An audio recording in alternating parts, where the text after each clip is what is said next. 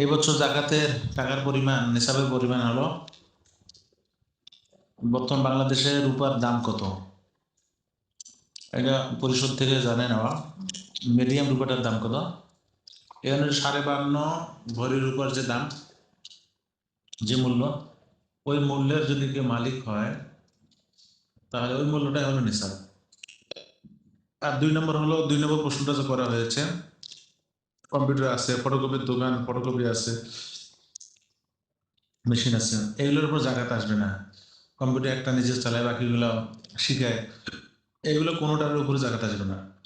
এরকম কম্পিউটার যদি 1000ও হয়, এইগুলোর উপর জাকাত আসবে না।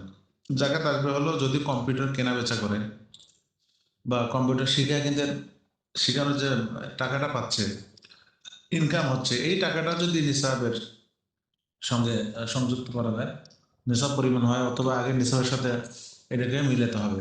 তাছাড়া এই কম্পিউটারগুলোর উপর জাকাত আসবে না, কেননা এগুলো জাকাতযোগ্য সম্পদ নয়।